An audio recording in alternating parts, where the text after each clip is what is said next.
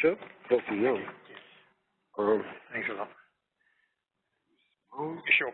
Yeah. Okay. Right. Thank you. Thank you very much indeed. Yeah, it's a pleasure and a privilege to be here.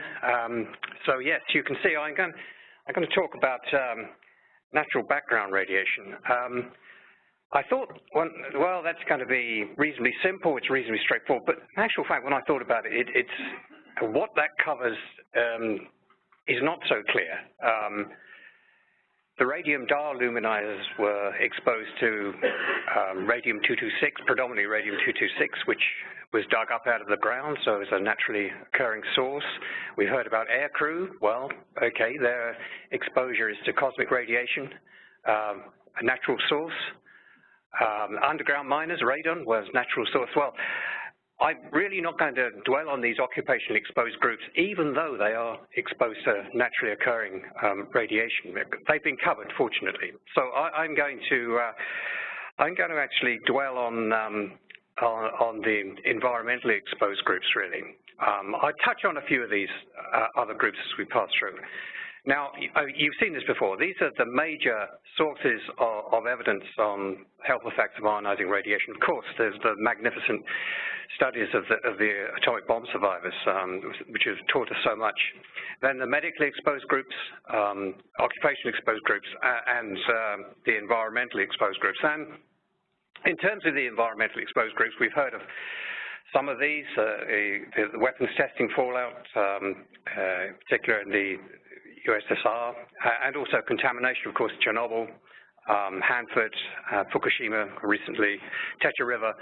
But then there's the natural background radiation, both external gamma and radon, and that's what I'm going to be talking about today. Just to remind you, I guess we've seen this before, but things have actually changed here in the USA, more so in the USA than elsewhere, possible exception of Japan, I guess. But even though medical has really come on CT scans, nuclear medicine, in terms of the amount of exposure that's experienced by, in this case, the US population, background radiation still forms a major part of the exposure of all of us, in fact. And it's that aspect that I'm going to be considering. But I mean, that's really, if you think about it, quite a amazing advance from the early 1980s to 2006 in terms of medical exposure.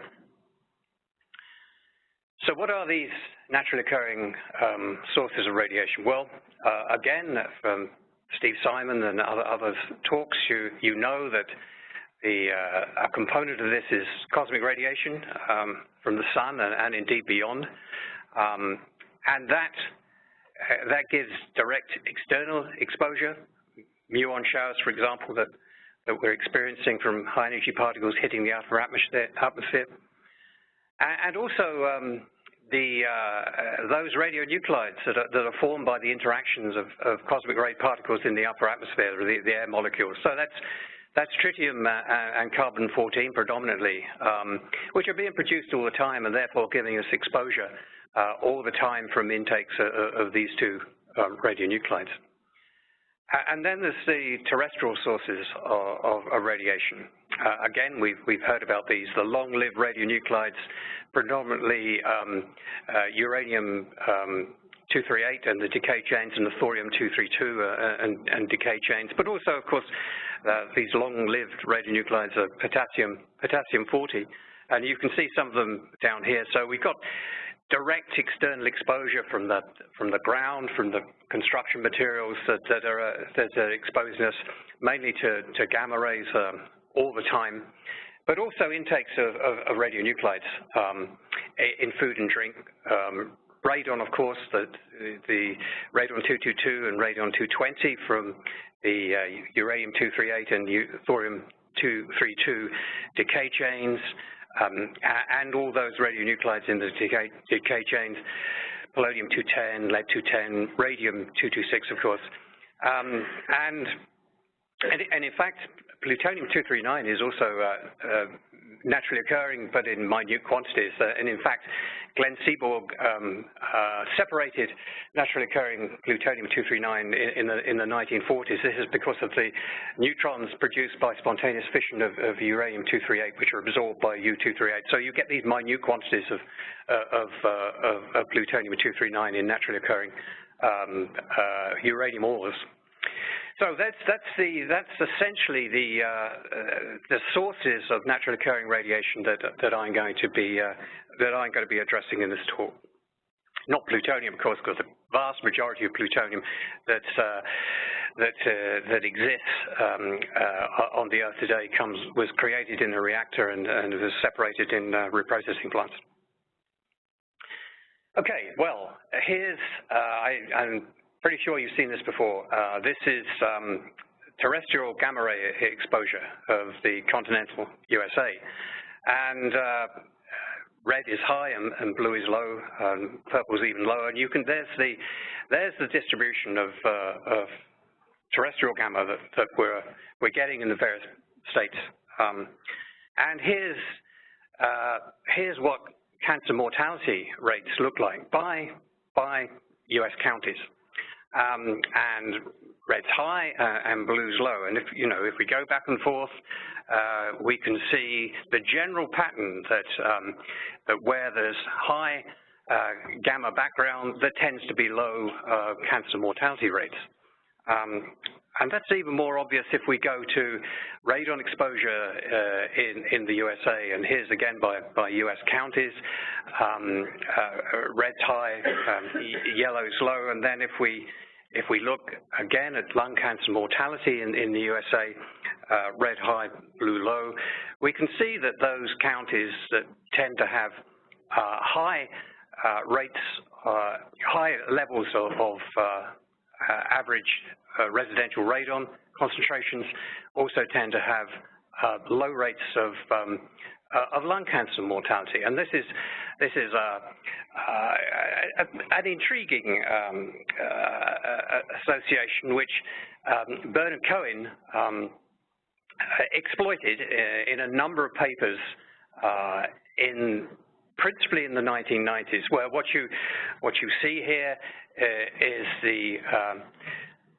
the average is the lung cancer mortality by U.S. county, and then the mean radon, residential radon level in that county. And what you see is that is indeed what you get, the impression you got from those maps that I've just showed you, that for low radon levels, you tend to have higher lung cancer mortality, and Bernard Cohen made a big thing about this, and also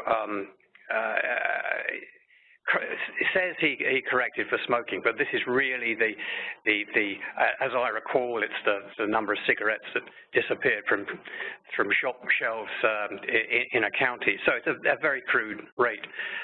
The problem is, of course, the major problem here is that smoking is well known to be the major cause of lung cancer. And these so-called ecological studies, the geographical correlation studies, these rates and consumptions at the US county level cannot properly account for the effects of smoking. And indeed, it was Jerry Pusky, oh, there he is over there, who demonstrated the error of Bernard Cohen's ways by applying that same analysis structure that Bernard Cohen had used for lung cancer, and he applied it to cancers other than lung cancer, and indeed found the same pattern as lung cancer for other smoking-related cancers, but not for cancers unrelated to smoking. And when you look at the underground miners, these other smoking-related cancers are not found to be related to radon exposure in the underground hard rock miners. And did he ever send you money, Jerry? There was a bet, wasn't there? Huh? Oh, right, okay. You can pass it to me. Anyway, the story was that that Bernard Cohen, as I recall, Jerry can put me right if it's wrong, Bernard Cohen had a bet that if anyone could show why this wasn't a protective effect of radon and there was some other explanation, then he'd give them, was it $100 a thousand? Yeah, okay. So, I mean, he actually, after a lot of arm twisting, as I recall, actually acknowledged that this was a real alternative explanation. So there you go. But it just goes to show that you have to be extremely careful with these geographical correlations, these correlation studies, these so-called ecological studies, in how they are interpreted. But I don't want you to just say, well, ecological studies are of no value, they're of no use. And I just want to illustrate this for just a couple of slides by diverting into an area where I do think that ecological studies can show you something. I mean, this is clearly an above-ground nuclear weapons test, probably in the Nevada test site. I'm not too sure. There was a lot of atmospheric nuclear weapons testing in the late 50s and particularly in the early 60s before the Limited Test Ban Treaty. That threw very effectively through nuclear explosions a lot of radionuclides into the atmosphere, and they were distributed around the world, and you can find them very easily today. And here's an example of cesium in a couple of places. I guess this would be in soil columns in Britain, and on the right you have plutonium. And again, that's in Rothamsted in Britain, but also up in the Alpine ice. And it's very clear to see that, particularly in the early 1960s, that there's very clear evidence of fallout. And indeed, when you look at the effective doses with time, it's very clear that from both ingestion and inhalation of these fallout radionuclides, a very clear peak late 50s, early 60s, which is more pronounced in the northern hemisphere than the southern hemisphere, because that's where the majority of nuclear weapons testing at that time took place. Now, I say this because in the context of childhood leukemia and nuclear installations, one of the ideas that was put forward is that perhaps in terms of childhood leukemia, we were dramatically underestimating the risk of childhood leukemia arising from intakes of anthropogenic radionuclides, the cesiums, the strontiums, and the plutoniums. Now, here is an example. So, did this peak, this temporal peak of fallout, the cesiums, the strontiums, the plutonium that we've got here, did this influence the rates of childhood leukemia around the world, northern hemisphere, southern hemisphere? Not an easy question to ask, because getting childhood leukemia, good childhood leukemia registration data going back this far is not easy, but of course the good old Nordic countries had registers going for many years, and there was also register in New Zealand and Southern Hemisphere, and you can see that this is childhood leukemia, and here's the peak of fallout, and there really isn't any indication of a dramatic underestimation of the risk from these fallout radionuclides. It doesn't mean to say that there's no risk. That should not be the interpretation here. All you can say is that there's no dramatic underestimation of risk that could account for childhood leukemia reports around nuclear installations. And that's really, I divert that way because ecological studies do have their uses, but if you're not careful, as happened with Bernard Cohen, you can be led up the garden path. Right, underground hard rock miners. Here's another picture of working conditions in the old days. This was hard work, and of course, when you take these hard rock miners, gold, uranium, tin, these miners inhaled radon, predominantly 222, from the uranium decay chain, and before you had modern ventilation systems, exposures have been high, sometimes very high. And there is a clear radiation-related excess of lung cancer in many groups of miners. But as I've touched on before, little evidence for excess risk of other cancers associated with that exposure. And indeed, Jay Lubin et al., 20 years ago now, put together these 11 cohorts of underground hard rock miners, and you get this very clear dose-response relationship, relative risk of lung cancer versus these are working level months, which is an occupational exposure level for mines. And these actually, these are high doses to the bronchial epithelium. But you can see that it's a very clear dose-response relationship. Perhaps a turning over here because of cell killing. But if we concentrate on this area down here, which is what they did, this is what you're looking at. Still a clear dose-response relationship for lung cancer mortality with increasing exposure to radon progeny. And this is of interest because we're now starting to get into the area that is experienced in dwellings, in residences. And of course, the big question at the time is, how much can we detect the excess risk of lung cancer that would we predict from these sort of minor studies in domestic exposure to radon and its decay products. And now this is what has been done. And of course, again, going back to Bird and Cohen and these geographical correlation studies, it's important that these studies of residential radon are individual-based studies, case-control studies, that you can account for not only exposure, historical exposure to radon in the residences going back 30, 40 years, but also to account for smoking histories. You have to do that in studies of lung cancer. And we now have available appropriately pooled studies from North America and Europe and indeed China, which do find associations between domestic exposure to radon and lung cancer. And here's the findings of the studies, the North American studies, so seven case control studies from North America, and you can see that you have a significant, not marginally significant, but nevertheless a significant association between lung cancer risk and radon, measured radon concentration in homes.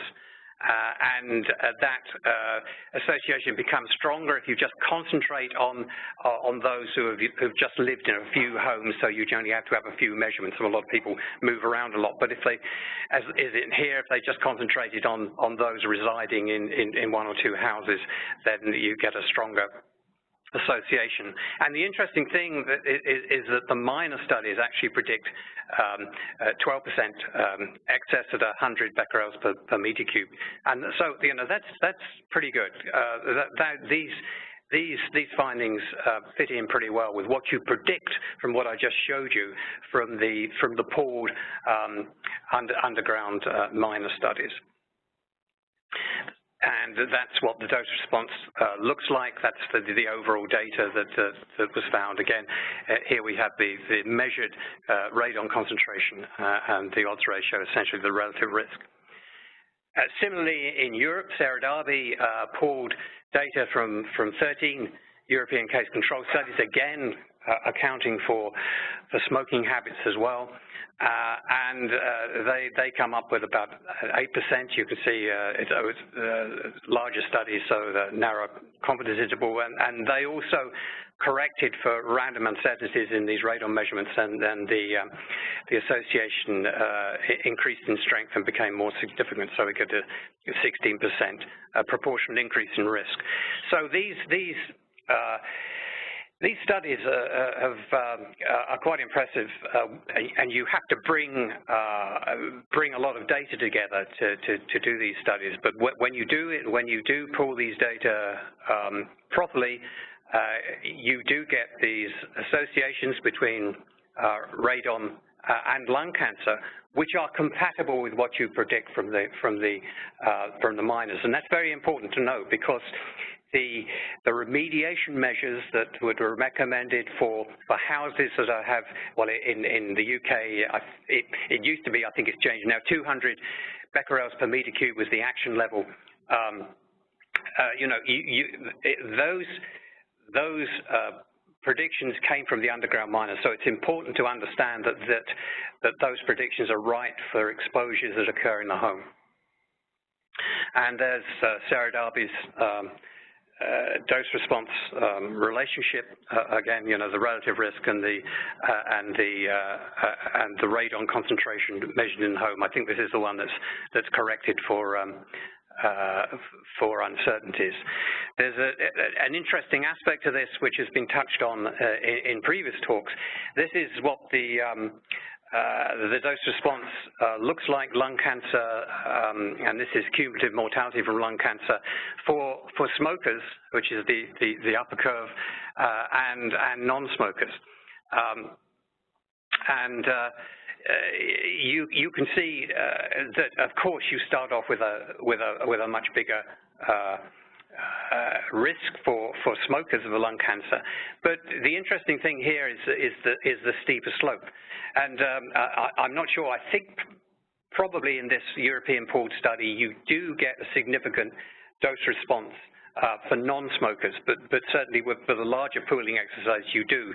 But it's a much shallower slope than for the slope for smokers, as you can see there, indicating that there is some sort of interaction between cigarette smoke and radon, which actually increases the radon lung cancer risk in smokers more than that for non-smokers, which is an interesting aspect, which is seen certainly in the underground miner studies, but is also seen in the residential exposure studies as well. So that's quite interesting. Okay, so that's radon and lung cancer. I mean, the risk of radon and lung cancer, the risk of lung cancer arising from radon exposure has been known for some time because of the miners. There have been other aspects throughout the recent years, and one story that's sort of rumbled on for a while now is whether exposure to radon increases the risk of childhood leukemia. There have been a number of ecological studies that have perhaps indicated that there is an association between childhood leukemia risk and radon, but again, it's very difficult to draw firm conclusions from these. But there have been a number of case control studies conducted, and probably one of the more impressive of these is from Denmark, and this is a nationwide case control study of childhood cancer. And the Nordic countries are wonderful in terms of their resources, because you've got all these databases and you can connect them together, and you know where everyone lived, and it's remarkable. Unfortunately, the populations are not so big, but if you pull them together, it's pretty good. And they've managed to avoid all these confidentiality sensitivities that seem to be infecting us all now. But I think that since they're members of the European Union, all except Iceland, and Norway, too, beg your pardon, that even they are starting to be affected by this problem. Nevertheless, this is an interesting study, nationwide, as I say, case control study in Denmark. They've got a lot of radon measurements there in homes, principally because they're interested in lung cancer, of course. But so they used model predicted radon concentrations using this database in the houses of childhood cancer cases and controls. And indeed, they found a statistically significant association between radon exposure and childhood acute lymphoblastic leukemia, the commonest leukemia in childhood, I guess that the study is well known because they concluded that from this study that 9% of childhood ALL cases in Denmark could be attributed to radon. However, it has to be pointed out that even with, and you can see that this was 860 acute lymphoblastic leukemia cases. Even with that number of cases, the statistical power is low. And although they didn't explicitly give the confidence interval, you can actually work it out from the data. And indeed, the lower 95% confidence limit for that attributable proportion is 1%, and that's not too far off conventional models. Nevertheless, as I shall show in a minute, even with 860 cases, the power to detect the predicted risk is low. So you wonder quite what's going on there, and indeed, one of the questions is the accuracy of the model predictions for radon. But nevertheless, an interesting study. The Swiss have also got some very good databases, but again, quite a small population. But they have recently conducted a cohort study. I mean, they can do these big cohort studies now, 1.3 million children who they identified as living in Switzerland in the national census in 2000. And they linked almost 1,000 cases of childhood cancer, of which are about 280 childhood leukemia cases that occurred in 2000 to 2008 to this cohort. Then they have a large database of radon measurements throughout the country, more than 40,000, again, because of the interest of lung cancer. And they adjusted for various potential confounders that they have available in their databases, and they reported no associations between exposure to radon and any of the childhood cancers, including childhood leukemia. The Norwegians did a similar study, again a cohort study. I mean, you think about it's remarkable that you construct from these databases these large cohort studies. In this case, greater than 700,000 children born in southern Norway during 1967 to 2009. So they can go right back into the 1960s with their databases. And again, they had over 400 cases of childhood leukemia, and they also looked at just over 400 cases of brain and CNS tumors in children. They were able to construct radon concentrations based on nearby measurements from, again, a big database of domestic radon measurements they have. And they found no association for childhood leukemia, but a marginally significant association for brain and CNS tumor. But again, even when they have these large cohort studies, as we'll see in a minute, this number is not nearly big enough to give you a study with enough power. If we're getting the predicted effect of radon on leukemia anywhere close. Okay, so again, we come back to the pie chart, and this is the effective doses in the UK for an average person in the UK. I do this because background radiation is split up here. You see this is the early 2000s, so medical exposure will have gone up, not as much as in the USA, but that will certainly have increased CT scans and nuclear medicine that time. And okay, so from natural background, of course, the effective dose from radon predominantly to the lung is 50% of the dose. But then you can see it's split up between terrestrial gamma, cosmic radiation, and internal radiation, which are the intakes from food and drink of naturally occurring radionuclides. And we've seen these before, but here are Here they are again, potassium 40, you probably know about that, and bananas in terms of the increased intake for those who eat a lot of bananas. It doesn't actually matter much because potassium's homeostatically controlled, so you just get rid of it. But there's tritium, carbon-14 again, uranium, polonium. Polonium occurs in high concentrations in certain seafoods. Radium in foods like Brazil nuts, for example. So there are variations from the intakes of these radionuclides in food and drink. And studies have been conducted to see if these have any influence on health. But if you think about this is very difficult to actually gather accurate information, about how much shellfish you've eaten over the years, so you might have had an increased intake of polonium-210. But there have been opportunities, and one of those is using local wells that supply drinking water. If you have a community that essentially relies on a well, you can measure the well, and that gives you a reasonable handle. You can measure radium, for example, and uranium, and that's what people have done.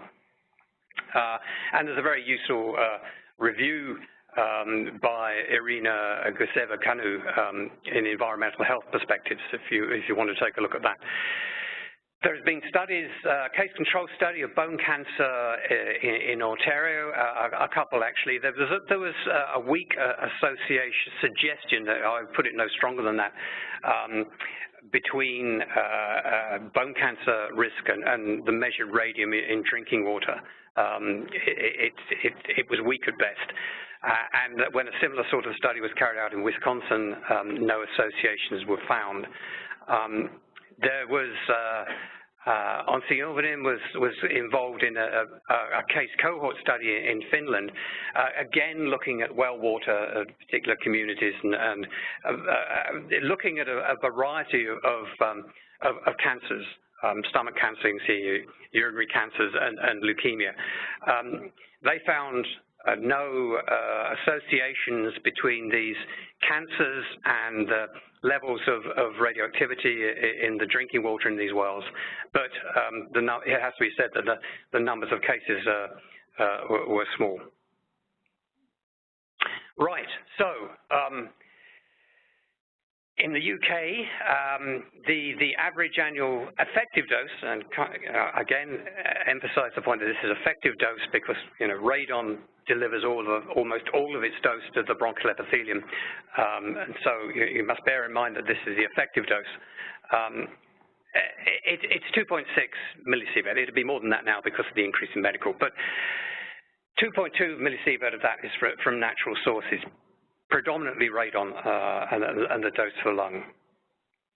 But around the world, there are, for a variety of reasons that we now look at, countries where there are large variations in radiodoses from natural background radiation. I mean, a lot of that is from radon. I mean, if you could smell radon, then there are houses in the west of Ireland, the southwest of England that would stink because of the levels of radon that they have there, enormous, built over fissures and uranium ore. But there are also variations from gamma radiation, again, because of the radionuclides you find there. And of course, at high levels, we just heard, you're up in the Himalayas, for example, you get an additional cosmic radiation dose. There have been, over the years, there has been quite a bit of interest in these so-called HMBR areas, the high natural background radiation areas, and there are areas in Brazil, southern India, Ramsar in Iran, and in southern China, and I'm going to be looking at a couple of these. So they've been investigated at varying extents. Kerala and Yangjiang have been paying particular attention. It comes back to if you're looking at this sort of epidemiology, it is essentially the epidemiology of the developed world, because you need good databases of measurements, and you need to know that have reliable health outcome data as well. So it's difficult doing good epidemiology like this. They have other things to worry about in some of these countries. But nevertheless, some has been done. Not much in Ramsar. Ramsar has high levels of radiation because of naturally occurring radium in the local limestone, and you can have some quite high measures there. But there's not been too much in the way of meaningful epidemiological studies there. There have been in Yangjiang in southern China there, rather nice sort of area, but nevertheless, it does have its patches with high radiation levels. These are the measurements that were carried out in various villages within the region. You can see that there is a batch of villages up here where you have high dose rates measured as compared with these other villages down here. And Dao et al. Published a study recently in Health Physics of mortality in the residents of these villages, just over 30,000 residents, aged 30 to 74 years, and they looked at them in 79 to 98. You will see that there were these cumulative gamma ray doses. We just looked at some of them. There were just over 6,000 deaths, of which almost 1,000 were cancers. You'll see there from the percentage that it's not quite what you'd expect in the developed countries. So they had less than 1,000 cancers to study. They found no significant correlations, as you see there, but there was a negative correlation between liver cancer mortality and cumulative dose. Well, there we go. I mean, I don't know what that means, but it just goes to show how cautious you have to be, because I'm absolutely sure there are other things going on in this area apart from gamma rays. Kerala is very interesting because of high background radiation, gamma radiation levels, because of the monazite sands there, which are thorium-bearing sands down on the coast. And there's been considerable interest in conducting epidemiological studies there. The Japanese Samanori Akiba has been particularly active in this area in getting big studies underway in relation to these enhanced levels of background radiation. And you can see here's a recent plot showing there's the coastal areas here, and you very clearly reflecting the monazite sands, the thorium-bearing sands, and the gamma rays that come up there. So it's a your people of interest are right down on the coast here. So, as ever, you always got to be very careful when you're conducting these sort of studies as to whether the people that live down on the coast and are experiencing, you can see the sort of black sands here, whether they are different in other factors apart from the gamma ray exposure that might affect their cancer risk. Here's an interesting one. Look, I only saw that the other day. There's a crucifix around this Indian guy fishing, but you know, clearly it's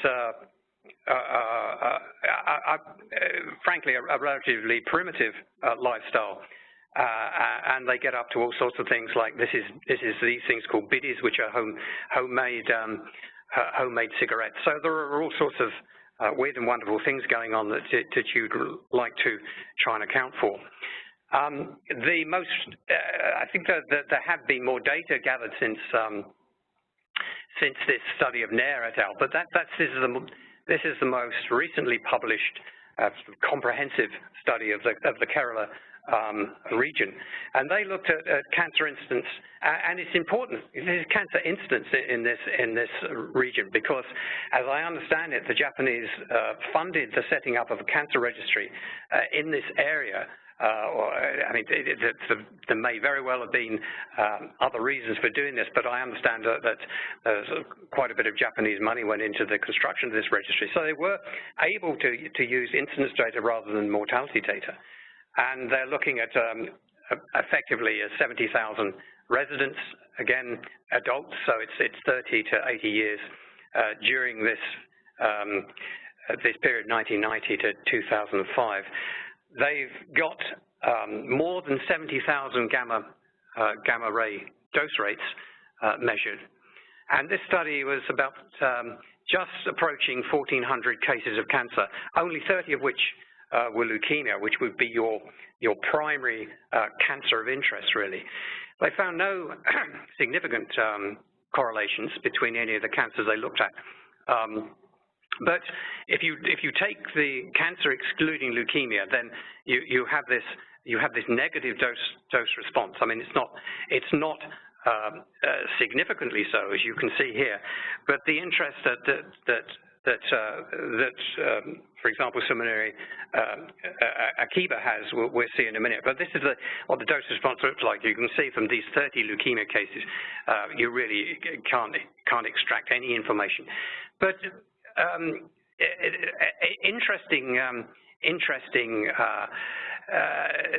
very little indication of anything going on at cumulative doses of several hundred milligray of absorbed dose. And the point that Dr. Akiba makes is that if you compare that dose response that we just looked at with the atomic bomb survivors, just taking all solid cancers, age 70 years after exposure at age 30 years, this is the plot that he shows, and the point being that the Kerala data are starting to appear statistically incompatible with what you predict from the atomic bomb survivors, in that the Kerala data has a dose response which is lower than you would predict from the bomb survivors. So is this an indication of DREF or what? Interesting study. I think there's going to be an update soon. I would still urge caution, because the high doses are down on the coast, and we saw the fishermen and all the rest of it now, and the lower doses are inland. So big question, what are the differences between the coastal areas and the inland areas apart from the dose rates, and how does that affect cancer risk? But nevertheless, an interesting study. Now, we've been interested, say we, Mark Little's in the audience as well, but and others, in whether we can use the risk modeling to predict the effects of natural background radiation and try and get a better handle on this. And it always seemed to me that childhood leukemia is a good target for this, because as I'll show in a minute, there is a predicted high excess relative risk coefficient above a low background rate risk, and in developed countries, you have about 1 in 1,800 live births that go on to develop leukemia. So a low background rate, and this is the excess relative risk, the proportional increase in risk at a red bone marrow dose, which is the dose relevant for leukemia, as far as we understand. The red bone marrow dose at 10 millisievert, 10 milligray in essence. And this is just using the standard risk model from PS7 as adapted by recently, I think Amy Barrington was a leading light in this, as adapted by NCI here. And okay, so this is a proportional increase, and we can see here's the proportional increase in risk. Here's the time since exposure. This is from the LSS, the lifespan study leukemia mortality data. This is the time since exposure, so here's 1945, and this is the variation of the risk with aged exposure, right? So 1 year, 5 years. And the interesting thing about these standard risk models is what you see about young children, infants and young children. So here, the risk model predicts for an aged exposure at 1 year, a red bone marrow dose of 10 millisieverts, a low dose, gives you a proportional increase of risk about 50 to 60%. That's the interest. That's the interest in applying these standard models, to see what you might predict. And this is the same modeling. This was done recently by the RARF, but it's based on leukemia incidence. And you see essentially the same thing. Here's aged exposure, time since exposure. Starts here because this is when follow-up started in 1950 at the LSS. But again, you're seeing the same sort of predictions from these models. So we were interested to know, just taking Great Britain, if you apply those models to the background radiation levels that you see in Britain, the dose of the red bone marrow, what sort of attributable proportions would you get out? And the answer, it's rather uncertain because of the model uncertainty and all the rest of it, but the answer comes out that it's about 15 to 20% of cases of childhood leukemia would be attributable to background radiation. And that's a red bone marrow dose of about 1.5 millisieverts per year. There have been people who have looked to see if there's any effect. These are predominantly ecological studies, and predominantly they've had insufficient statistical power, because a paper that we wrote with Mark Little as the lead author, looking to see how large you would have to have a case control study to have a reasonable chance, 80% power, 80% chance of detecting the predicted effect, the effect predicted by those standard risk models we just looked at. So how large would they have to be? Answer is you'd have to have greater than 8,000 cases in a case control study to have a reasonable power of doing that from the predicted models. And the greatest effect is from gamma rays, not radon. Radon gives some dose to the red bone marrow, but it's predominantly to the lung, and it's smaller, much smaller than the dose from terrestrial gamma radiation. However, in the UK, we just about still have access to a large database of childhood cancers, the National Registry for Childhood Tumours, which goes back into the 1960s, and indeed for childhood leukemia back into the 1950s.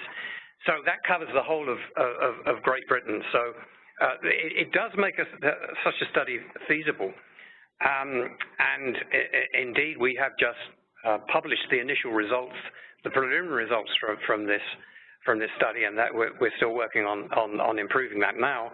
So, I mean, the question to ask is, what would you predict from the prior evidence, what you've got available? And the answer is that for childhood leukemia, if you've got enough cases, and you see that you need quite a few thousand cases in the case control study, you might possibly detect a positive effect of gamma radiation on childhood leukemia. You wouldn't be able to detect the effect of radon, because although you would predict there was a risk there, it's much too small. You need an enormous study to have any chance. And what about childhood cancers other than leukemia? No, because although you might predict that in utero irradiation would increase the risk of the typical cancers of childhood, there is very little evidence that exposure after birth will increase the risk of these other childhood cancers to anything like the same extent as childhood leukemia. So your target is childhood leukemia and gamma rays. And this case control study was 27,500 childhood cancer cases, 37 matched controls, 9,000 cases with childhood leukemia, so about 12,000 controls.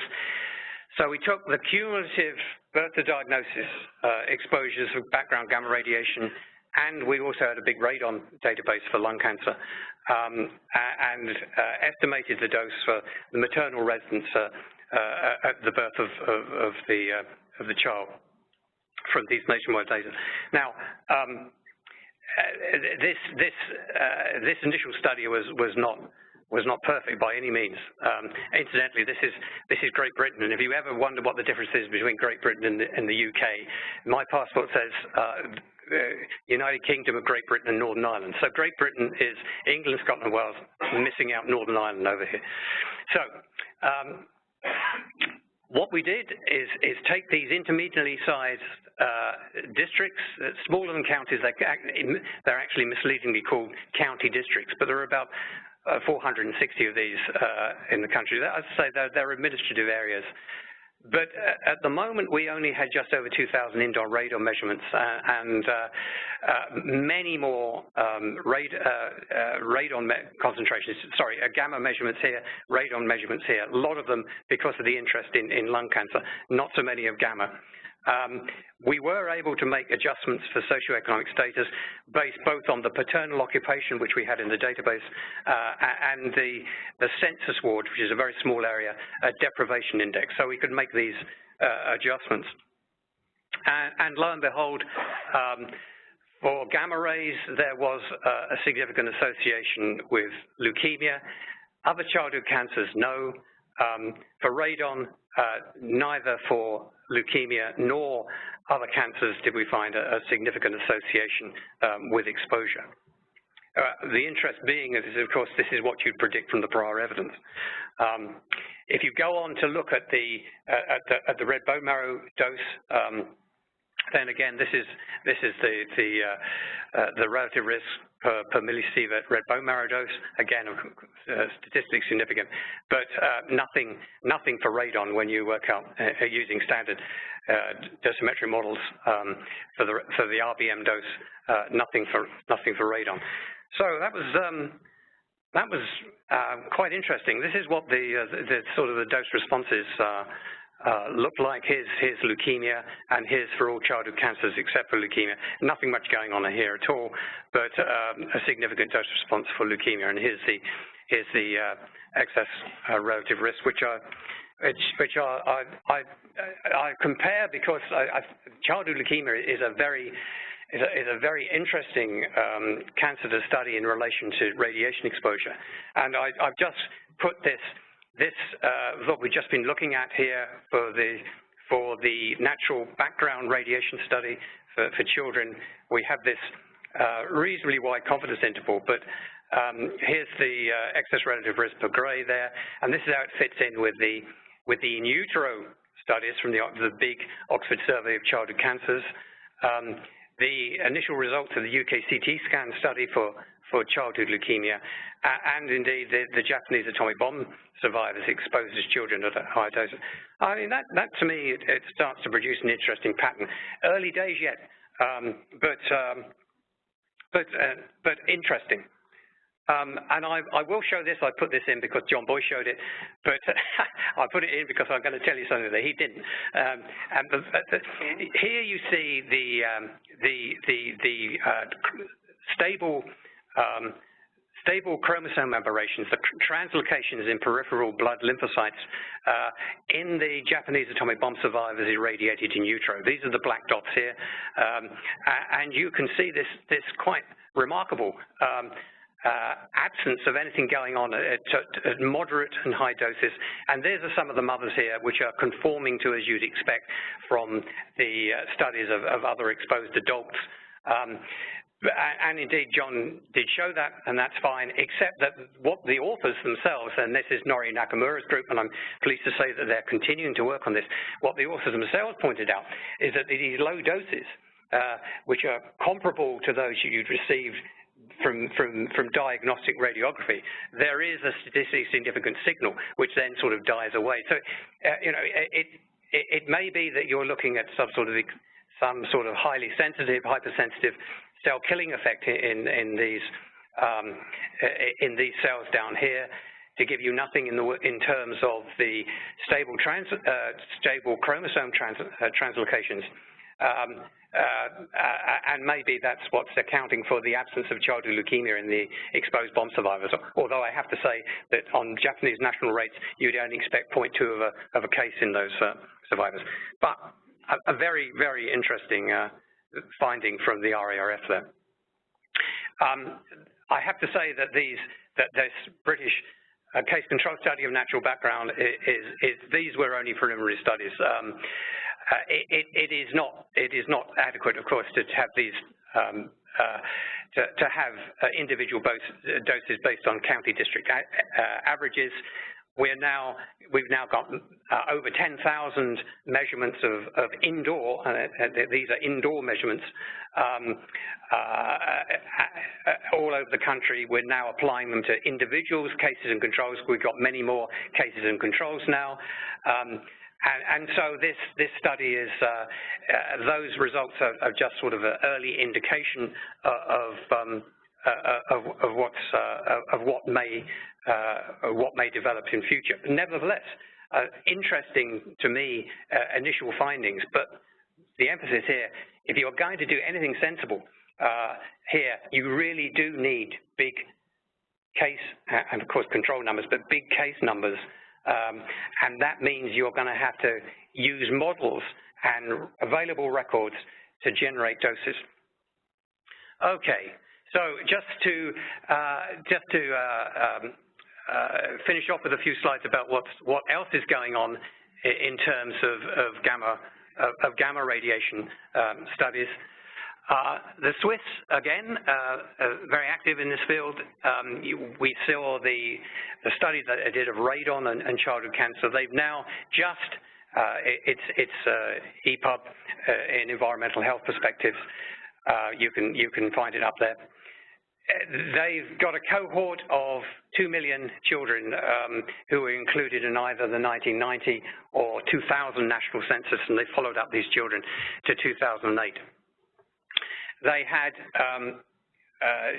almost 1,800 cases of childhood cancer, of which just over 500 were of leukemia, and they linked these national registry cases into the cohort. And then they had external radiation dose at the address of the census, of one of the censuses, and they calculated this from the database, a big database of outdoor, not indoor in this case, outdoor dose rate measurements.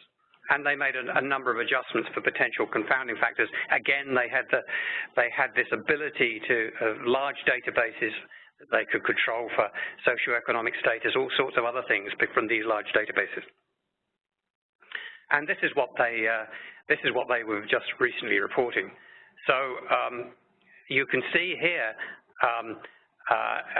to me, a rather surprising set of results, because they have associations for all cancers, leukemia, lymphoma, and lymphoma is not significant, but CNS tumors. So when they restricted the analysis to those having a stable place of residence that resulted in larger hazard ratios, I'm personally not quite sure what to make of that, because even though natural background radiation at higher levels in Switzerland in particular, you know, it's a mountainous country, so cosmic radiation is more. They have higher terrestrial background radiation, but even so, you'll remember that in Britain, you needed to have reasonable power, more than 8,000 cases of childhood leukemia in a case control study. Here they only have just over 500. So I can't see that this study has much in the way of power at all, and yet they're reporting these findings. So I know that there are other studies going on in other European countries of this. So it's early days yet, but perhaps an indication of what might come. And I don't know how to interpret those results. So what can we conclude from all of that? Well, for sure, epidemiological studies of this natural background radiation must be carefully designed and conducted, because you have small predicted effects in general, perhaps not so much for lung cancer and radon in some of these houses, but in general, the small predicted effects and the influence of confounding factors.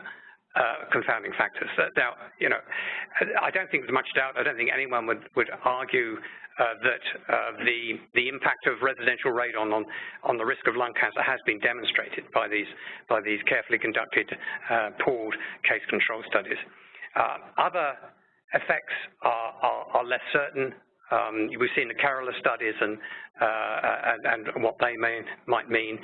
The difficulties of getting to grip with these other factors in the background that might influence results is a very tricky subject, very challenging subject. But it may be that we're starting to see that sufficiently powerful studies, and I've tried to emphasize that the predictions are on the basis of conventional risk models, but you do need big numbers of childhood leukemias to be able to have reasonable power to predict anything. But they may prove of value, and it's interesting to see how they go on. And French films always used to finish like that, so that's how I'm doing that. But I was going to be shouted at if I didn't show this. Thank you very much, Tim.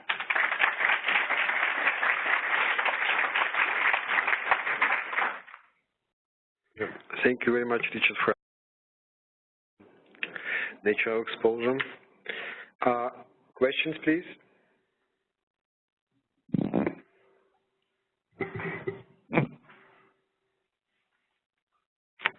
Thank you, Richard, for this great talk. Just another question, just a complementary comment. So at the end, you mentioned the studies that were published or are going on in the field of childhood leukemia and natural radioactivity. Just to say that there is also a very similar study ongoing in France. It's also a record-based linkage case control study. It's a GeoCap in collaboration between INSERM and IRSN. So it's still a study that is going on, and there is a bit less than 6,000 cases. So, well, so far, the final analysis is being conducted. There is not much evidence of an association, but again, a relatively small number of cases. So we have to keep moving forward on this topic and grow up to bigger cohorts. I agree with you. Yeah, thanks. Yeah, I am aware of France and indeed Germany. But as I was saying, early days yet, these preliminary results, but perhaps an indication of what might be done. Yeah, thanks. A really nice presentation, at least for someone who's a little bit outside this field. But I was wondering, for the synergistic effect of radon and smoking, did I found a mechanistic explanation for that? Well, anyone like to answer for me? I don't. That has never led to let's say, research to understand that, because that is quite yeah. Clear. Yeah, I mean, of course, most radon-induced lung cancers occur in smokers, interestingly enough. So the best way to avoid radon-induced lung cancer is to stop smoking, ironically. But the best way to avoid lung cancer is to stop smoking. So. But in your cohort, can you distinguish between the effect of radon on people who stop smoking, or is that just simply too small, the number? Because I was thinking that maybe either you need continued exposure to smoking and radon, or smoke does something to your cells which then makes it sensitive to radon. Yep, interesting point. I think, are you going to answer this, Jerry? All right. There are non-smokers, right? There are ex-smokers. Yeah, I mean, there's thought that that radon would affect initiation, being radiation, and that smoking affects both initiation and promotion. But I think when people have tried to model animal experiments, it didn't always come out that way. So I think there's uncertainty about the different roles. But I wanted to ask a separate question. Childhood leukemia rates vary a lot from place to place in the United States, from one state to another, for reasons we don't know. And it's clearly not due to radiation. Doesn't correlate well with that, and I doubt you could explain it in terms of socioeconomic. So I'm wondering, in the British study, really, what can you say about the chance of confounding due to factors other than socioeconomic that you really can't account for, because you're looking for very small changes in leukemia rates, and they might be due to kind of confounding you can't account for. Yeah, you're right, and of course,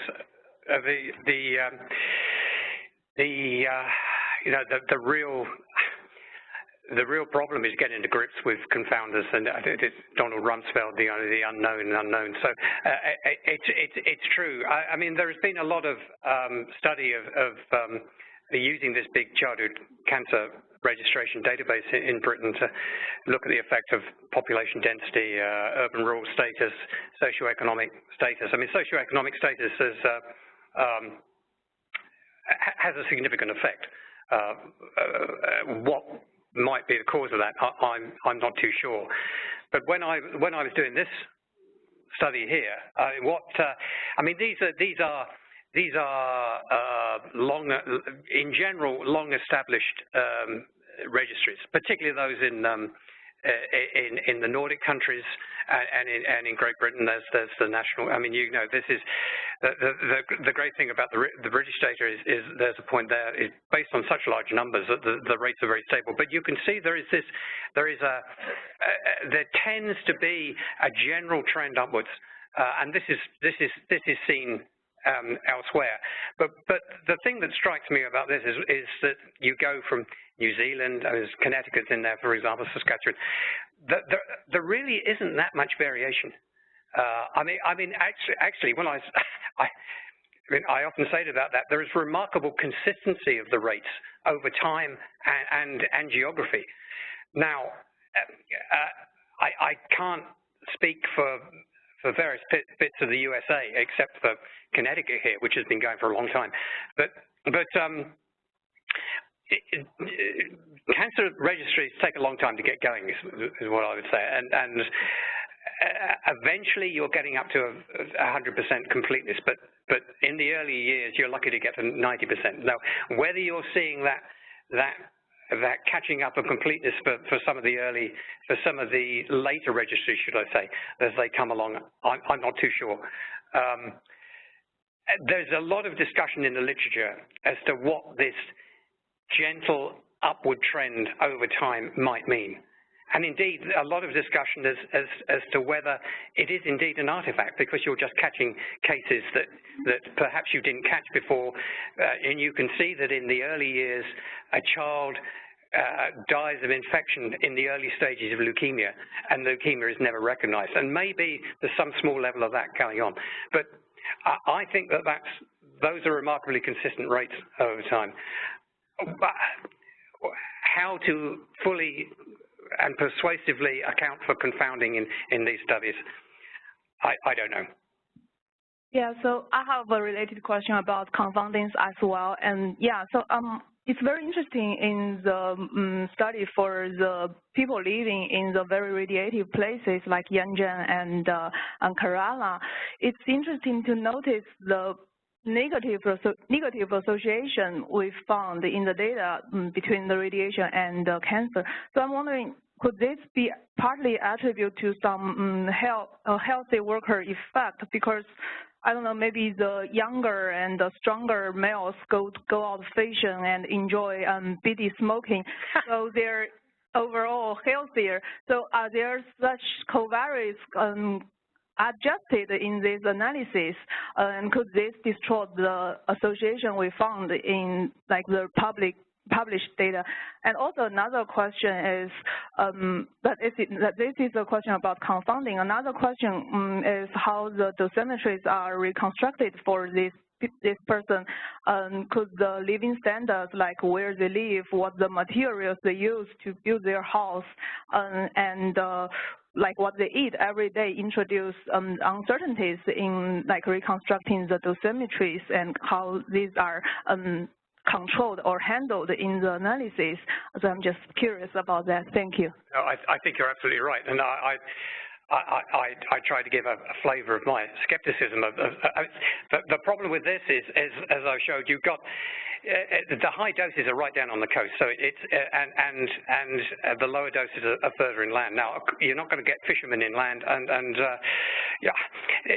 clearly you get different habits, and you're dealing with adult cancers here, and we know that adult cancers have a number of risk factors associated with them, and biddy smoking is clearly just one of them.